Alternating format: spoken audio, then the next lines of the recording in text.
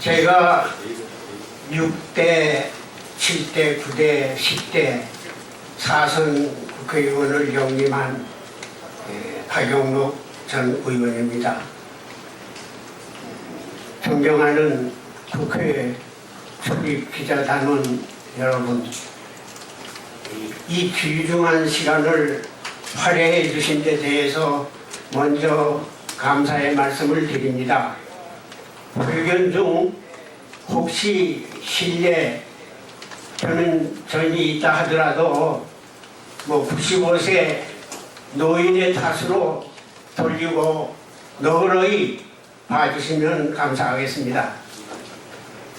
여러분께서 아시는 바와 같이 80년 신군부가 초기화 대통령 추방을 위해서 광분 소주할 때 저는 초기화 대통령을 추방하는 것은 헌법을 유린하는 반란입니다. 그니 이것을 즉각 중지하라. 그 삼엄한 그 당시에 국회의원으로서 초기화를 공식적으로 옹호한 사람은 저 하나밖에 없었습니다. 그러니까 이제 군부에서 저의 정치 활동과 정치 생명을 끊기 위해서 저를 불법 감금하고 정치 포기각서 국회의원 사퇴서를 받기 위해서 별별 가혹한 행위를 다했습니다. 그러나 나는 국회의원 사퇴서와 정치 포기서는 헌법을 유린하는 이것은 쿠데타보다 또 더한 원천 잘못된 것이기 때문에 도장을 찍을 수가 없다. 그리고 이제 뻗댔죠.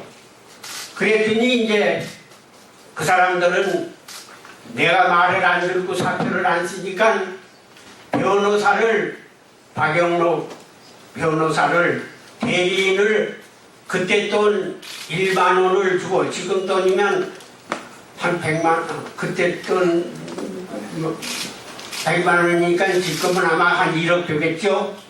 그걸 주어가지고 그 사람이 이제 박용록 의원 행세를 했어요. 대한민국 국민의 모든 자격을 저는 참정권, 재산권, 거주의 자유권 이 모든 상권을 다 뺏기고 그리고 이 모 변호사가 도장을 찍어서 국가에 헌납도 하고 사표도 내고 이래가지고 제가 이제 그 시대를 지냈습니다. 그래서 이제 이것이 말이죠. 그동안 묻혀오다가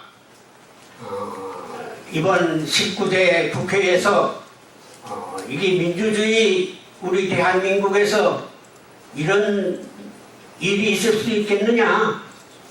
그러니 이거는 도저히 그냥 넘어갈 수가 없다. 그래서 이제 김진태 국회의원회의에 157명이 소개를 해가지고 유권자 10,000명이 동의서를 붙여서 박용록 의원 명예회복 청원서를 국회에 제출을 했습니다. 그랬더니 참 국회가 참 민심이 천심이라 천심 국회가 돼가지고 319대 국회죠. 340회 임시국회에서 어떻게 결정을 했는가 하면은 80년 신군부가 박용록 의원을 불법 감금하고 국회의원 사퇴서를 받기 위해 온갖 가혹행위를 했다. 그 가혹행위에 대해서는 박용록과 그 가족에게 정중하게 정부가 국가를 대신해서 사과를 하라. 그리고 그의 6천만 원 밖에 안 되는 재산을 국민이 알게 되면은 그가 청년 정치인이 돼가지고 정치 생명을 끊을 수가 없고 혁명 명분도 없어지니 그 6천만 원 재산을 18억으로 만들어서 국고에다가 바친 것처럼 하라. 그래가지고 가짜로 내가 6천만 원 빼긴 안 되는 이 사람이 18억이라고 하는 지금 돈 1,700억 우리나라 정치 사상에서 가장 돈 많은 국회의원으로 매도가 돼가지고 그걸 국가에다가 바치고 그래서 사실은 나는 2평 반짜리 컨테이너에서 살았어. 이 국민소득 몇만 불 된다고 하는 이 우리나라에서 국회의원을 지내고 도지사를 지내고 야당 총재 대항을 한 이 사람이 2평 반짜리 200만 원짜리 컨테이너에서 살았어.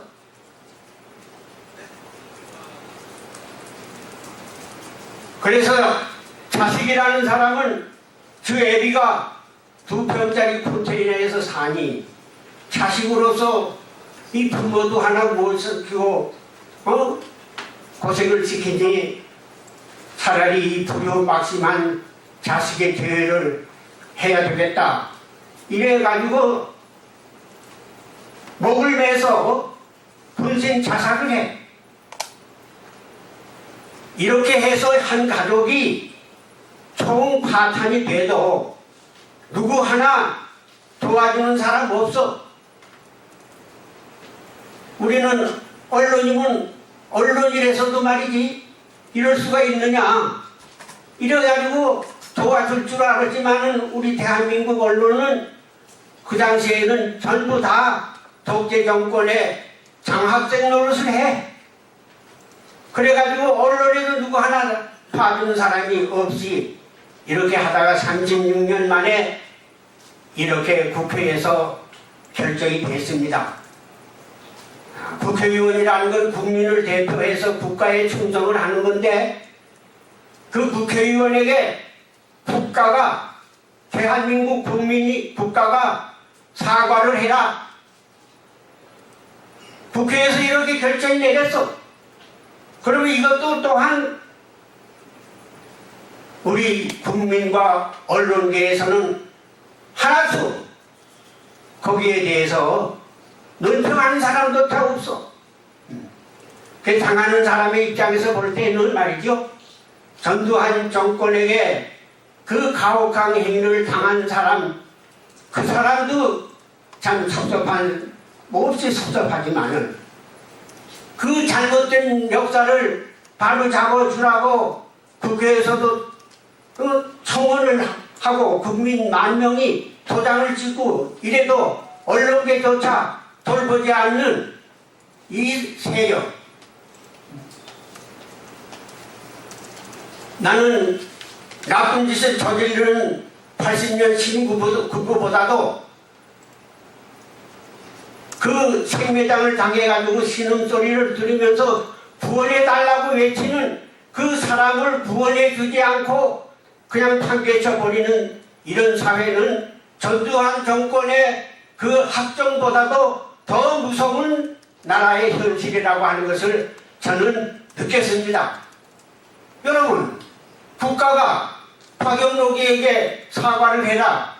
언론이 해야 할 일이 뭡니까? 아니, 우리 대한민국 국민이 국가가 박영록 의원에게 무슨 잘못했다고 국가의 이름으로서 박영록 의원에게 사과를 해. 이것은 전두환이라고 하는 과거의 그 독재자가 국가 이름을 팔아가지고 못된 짓을 했으니 이 기회에 국가가 박영록이에게 사과를 할 게 아니라 국가를 팔아가지고 못된 짓을 한 전두환이가 사과를 해야 된다. 이러한 문제가 언론에서 들고 나와야 된다. 나는 그러나 언론에서 이거 누구 하나 관심 가진 사람이 있습니까? 이게 금년 2월 달에 국회에서 통과가 됐는데 6개월이 되도록 정부는 아무런 조치도 취하지 않고 있어. 우리 언론계도 물론이고. 그래서 내가 오늘 말이요 다시 이 억울한 사정, 이게 통할지 안 통할지는 모르지만은 내 나이 95세가 내일 모레 죽을지도 몰라. 그러니 죽기 전에 다시 한번 호소를 하자. 이래가지고 내가 오늘 기자회견을 하게 된 것입니다. 그래서 저는 이렇게 생각을 합니다. 국회에서 청원서를 결정을 했다. 국회는 남자를 여자로만 만들 수가 없지 모든 것을 다 할 수가 있어.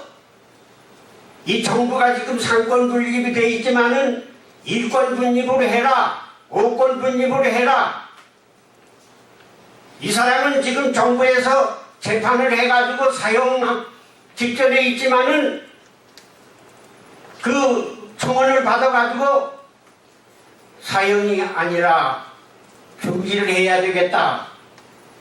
이러이러한 사정에서 국회가 결정하면 그것을 따라야 되는 거요. 그런데 이 정부가 국회가 결정한 이 청원서를 돌다거리도 않고 무시하고 유린해버려. 이 정부가 정두환 정부보다 나은 정부요? 전두환 정부가 잘못한 것을 고치라고 국회에서 했는데 안 고치면은 안 고치는 사람이 더 나쁜 거 아니에요, 여러분? 이걸 전체만체 하는 언론은 더한 거 아닙니까? 나는 지금 여러분 여기 앉아있는 분을 가지고서 언론을 택하는 건 아닙니다. 여러분들의 선배가 그래 왔다. 그렇지만은 이제 새로운 언론계에 종사하는 이분들은 이 사실을 알고 아마 경천 배려할 거요. 이런 일이 어디 있어요, 이게 민주주의 국가에서. 그러니 여러분들 이 문제를 말이야 소홀히 생각하지 말고 이것은 국가가 박영록이에게 사과를 한 것만이 아니라 그동안 이 독재 정권과 싸우는 데 있어서 앞장을 서서 싸웠어. 그를 도와줬어. 그렇게 본다고 하면은 이것은 오늘날까지 이 나라 민주주의를 지키고 합정을 반대해온 우리 국민에 대한 사과다. 박영록이 개인에 대한 사과가 아니고 우리 국민에 대한 사과요. 또 우리 언론에 대해서도 이것은 사과를 하는 거나 마찬가지다. 이렇게 보고 풀어나가야지. 이게 어떻게 박영록이 개인 문제입니까? 나 이거 아무리 생각을 해도 이해가 가지를 않아서 과거 우리 언론이 그랬다는 사실을 여러분에게 호소하면서 여러분의 선처를 바라마지 않습니다.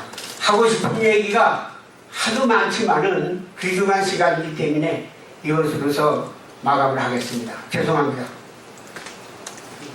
그리고 같은 이 국회 청원을 내 가지고 국회에서 또 그 청원이 통과된 부정부패 추진본부 대표 박응식 그 대표께서 이분도 국회에 청원 내가지고 국회에서 처리했어. 그래 안 봐준다 이 말이야. 그래서 이건 국회의원이든 아니든 민권은 다 똑같기 때문에 나만 여러분 앞에 서는 것은 불공정하기 때문에 내가 오늘 이분과 같이 여러분 앞에 서게 된 것입니다.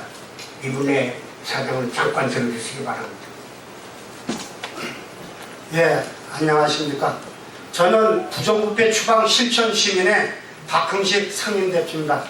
박영록 전 의원님께서는 저희 단체의 상임고문으로 활동하고 계십니다. 또한 제 좌측편에는 회안 스님이라고 불교 조계정의 중단의 총회장님이시고 또한 저희 단체의 상임고문으로 모시고 있기 때문에 오늘 함께 기자회견에 나왔습니다. 그런데 제가 전 의원님의 청원과 또 제 자신도 청원을 제15대 국회에서부터 제19대 국회까지 청원을 제출했는데 현재까지도 청원 처리 결과 통지를 받지 못했습니다. 그렇다면 우리나라의 국회가 어떻게 청원을 접수해서 5대에 걸쳐서 국민에게 또한 벤처 중소기업인 박흥식 대표에게 통지를 안 해줄 수가 있겠습니까? 이것이 어찌 법치국가고 인권이 있고 청원권이 있다고 보십니까? 여러 기자님께서 이러한 문제가 하루빨리 시정되도록 적극 좀 동참해 주셔서 적극적인 보도를 해 주시기를 바람하지 않습니다. 그리고 잠시 후에 우리 이제 회원 스님께서 총체적으로 한 말씀 하시겠습니다. 감사합니다. 저는 2천만 불자 대표 종단인 사단법인 대한불교 종단 총연합회 회장입니다. 또 부패부청 부정부패 추방 실천회의 상임공무원 5천만 시민단체 단장으로서 오늘 이 양쪽에 계신 분들에 대한 억울함을 동참해주기 위해서 이 자리에 참석했습니다. 기자 여러분, 이런 것은 선배, 후배, 부모, 형제가 이런 억울함을 당하게 되면 여러분들이 적극적으로 협조해 주시고 앞으로도 2천만 불자 종단인 대변인 종단인 대한불교 종단총연합회에서 적극적으로 협조하고 부정부패 추방 실천 시민회에서도 적극적으로 협조해 주니 기자 여러분들이 많은 동참해 주시면 대단히 감사하겠습니다. 억울함이 없도록 협조해 주시기 부탁합니다. 감사합니다.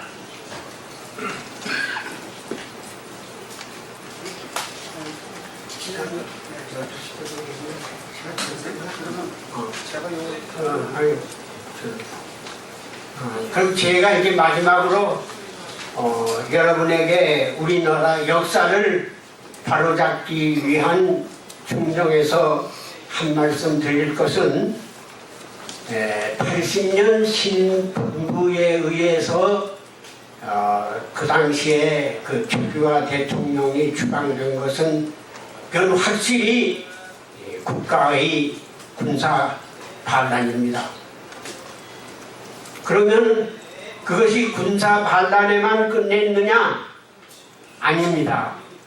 여러분, 그 당시에 신민당이 제1야당으로 있었습니다. 4.19 혁명이 성공을 해가지고 허정 내각에서 당시에 민주당 정부와 협의를 해서 3개월 내에 민주당 정부가 서듯이 이번에 12.12 사건 전 12.6 사건 후에는 반드시 최규하 대통령과 당시의 신민당인 김영삼 총재가 상의를 해서 우리 경북을 수습했어야지만 그것이 헌법 절차에 의한 평화적 정부 수립이 된 것입니다. 그런데도 불구하고 당시에 12시까지 그래? 그러면 뭐 시간이 잘못됐기 때문에 저 얘기하고 싶은 얘기가 있습니다만은 그건 그러면 다음 기회에 언젠가 누리기로 하고 대단히 귀중한 시간 할애해 주신 데 대해서 다시 한번 고맙게 생각하고 감사의 말씀을 올립니다. 여러분 건강하십시오.